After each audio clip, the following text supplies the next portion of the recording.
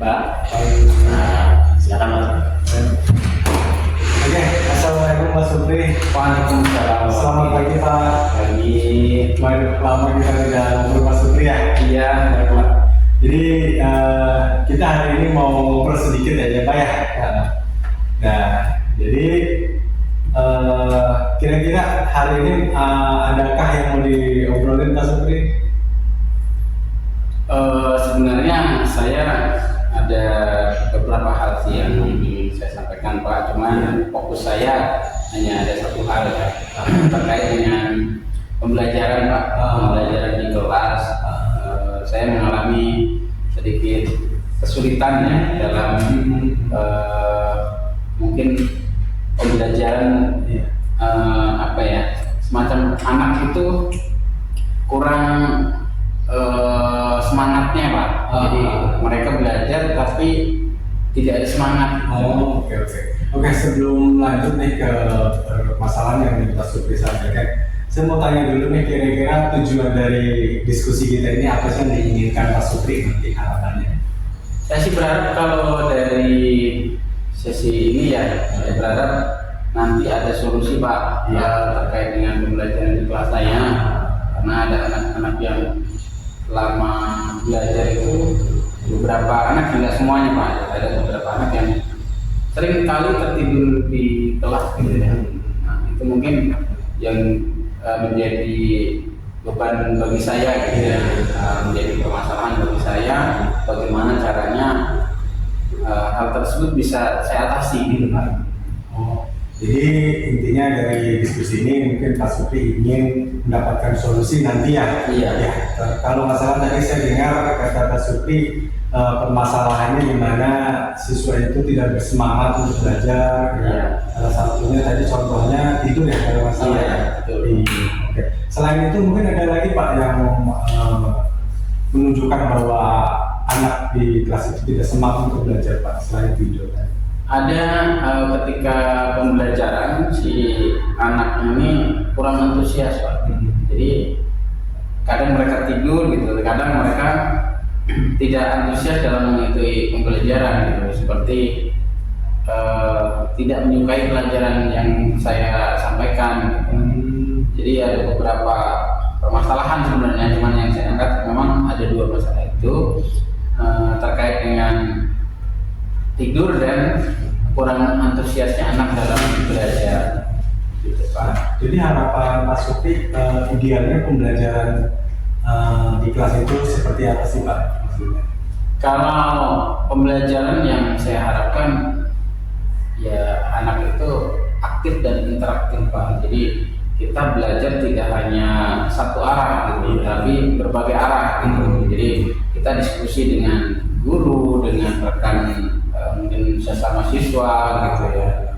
Nah itu supaya pembelajarannya bisa menyebar gitu. Artinya pembelajarannya tidak hanya satu arah gitu, tapi juga diskusinya ke banyak arah. Iya. Nah kira-kira ada nggak Pak rencana Pak Supri itu untuk bagaimana membuat pembelajaran yang anak itu tidak malas dan kemudian aktif menyebar ke segala arah? Kira-kira ada nggak rencana dari Pak Supri? Kalau rencana dari saya ada Pak, pastinya ya.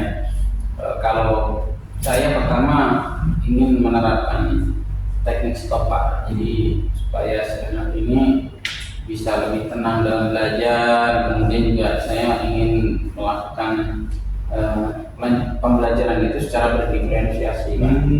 Jadi ada beberapa metode nanti yang akan saya pakai. Salah satunya metode pembelajaran yang saya pakai itu adalah direct gitu, artinya langsung gitu, secara langsung. Dan saya berharapnya dengan menerapkan metode-metode tadi gitu ya, saya berharap tidak hanya anak itu merasa bahwa pembelajarannya menyenangkan gitu, tapi juga nyaman bagi mereka gitu. Karena dalam kurikulum sekarang Pak, terutama kurikulum merdeka itu kan semua pembelajaran berbasis pada anak. Seperti itu Pak. Oke, bagus sekali ya Pak Supri. Tadi apa metode-metode yang diterapkannya salah satunya tadi ada pembelajaran berdiferensiasi seperti itu ya. Iya, Pak? betul.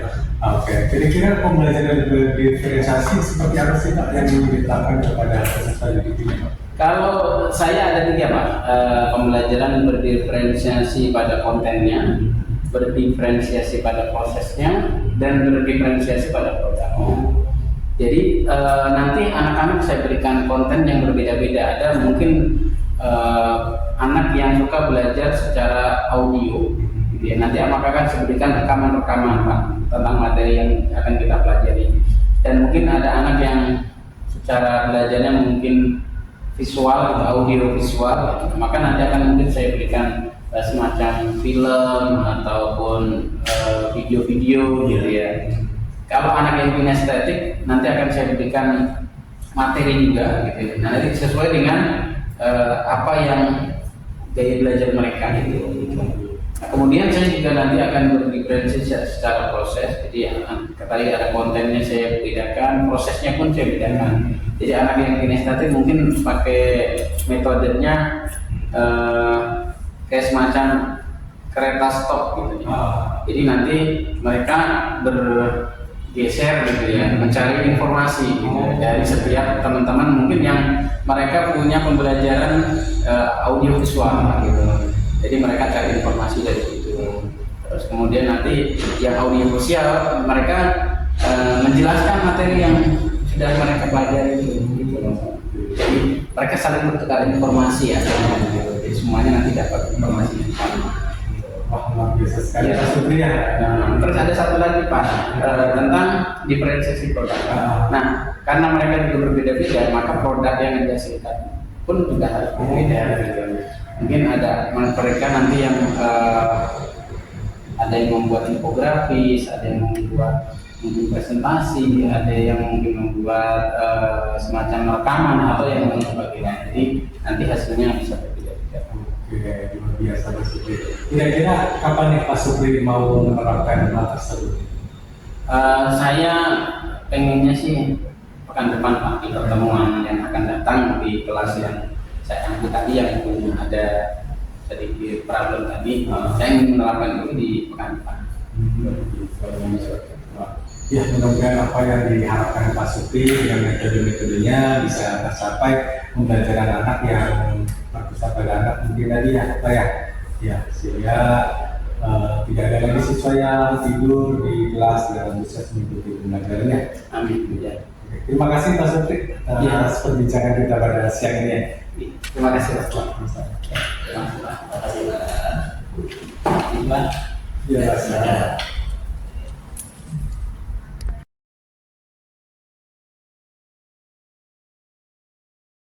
Selamat siang Pak Supri. Oke. Ya, Pak Supri, kita ngobrol-ngobrol dulu sebentar ya. Iya, Pak Supri ini mau melakukan coaching ya? Iya. Oke, baik Pak Supri. Tentunya dalam melakukan coaching itu ada hal-hal ya yang harus kita perhatikan ya.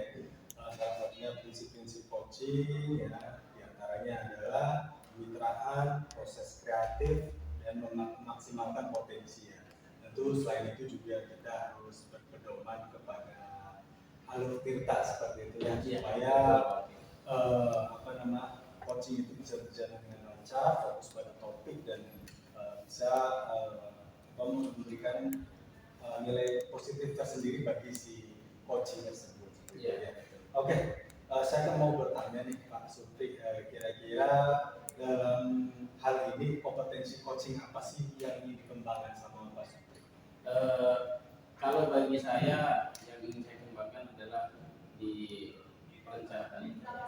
Jadi kita memberikan kayak semacam pertanyaan-pertanyaan berbobot, ya, kemudian yang akan bisa menggali potensi-potensi si coaching itu sendiri, gitu ya. Kemudian saya berpikir bahwa kompetensi yang akan saya kembangkan ini bisa berdampak positif gitu ya terhadap coaching. Gitu ya. Jadi intinya saya ingin mengembangkan bagaimana caranya supaya saya bisa memilih diksi dan bahasa-bahasa atau kalimat-kalimat yang bisa memantik gitu ya, memantik si coach ini bisa mengeluarkan potensi-potensi yang dia punya gitu Pak. Oke, luar biasa ya. Jadi Pak Supri ingin Iya. ada hal-hal yang membuat pertanyaan pematik itu menjadi pertanyaan yang berbobot seperti itu Betul. ya Pak. Ya. Betul. Oke, Pak. Baik, kemudian terkait apa namanya coaching ini, ya, saya mau tanya bagian kompetensi mana yang secara spesifik nih ingin diobservasi gitu Pak. Kalau kompetensi yang ingin spesifik diobservasi ya itu tadi Pak, di bagian kan ada alur tadi, ada cerita ya, ada tujuan atau goal gitu ya, kemudian ada identifikasi dan rencana gitu ya. Nah, saya ingin di bagian perencanaan ini gitu ya, saya ingin diobservasi itu di bagian itu, bagaimana caranya saya merencanakan proses coaching ini supaya berjalan dengan baik, dan proses coaching ini bisa membantu si coaching untuk bisa mengeluarkan potensi-potensi yang dia punya. Ini untuk secara spesifik itu Pak. Oke. Terakhir nih Pak Supri, Ya. kira-kira indikator ketercapaian dari tujuan pembelajaran yang diinginkan apa sih? Ya, kalau dari coachingnya ya, coaching bisa melakukan atau membuat sebuah hal yang dia sebenarnya bisa mengatasi masalahnya dia sendiri gitu ya. Kalau dia sudah bisa mengatasi masalahnya sendiri, berarti coaching yang saya lakukan itu berhasil. Jadi pada intinya si coaching ini berhasil mengatasi masalah-masalah yang dia punya. Itu Oke, siap. indikator, salah satu indikator. Luar biasa sekali Pak Supri ya, sudah Ya.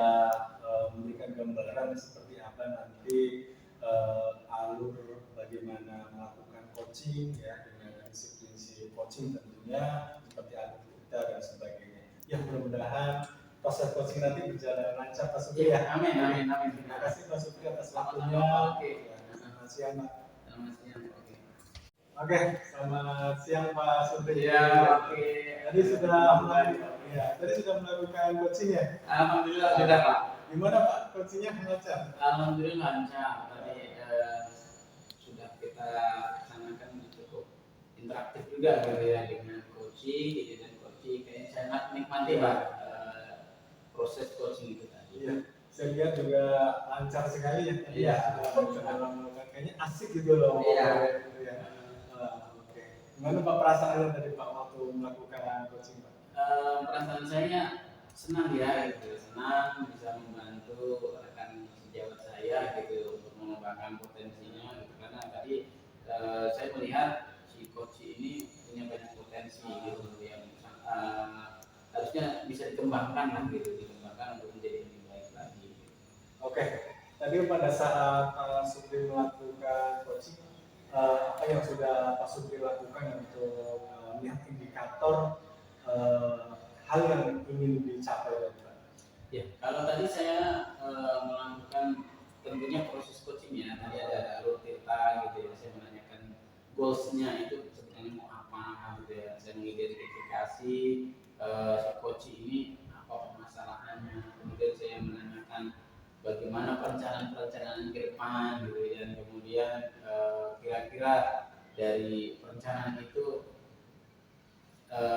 goalsnya gitu, atau tindak lanjutnya mau seperti apa gitu. Itu yang saya lakukan gitu. Indikatornya tadi saya juga menanyakan kira-kira keberhasilan dari proses coaching itu tadi gitu ya, si coach ini kira-kira bisa goalsnya bisa tercapai atau tidak gitu. Seperti itu. Hal itu ya goalsnya mau seperti apa yang ingin Iya, dikembangkan ya. betul.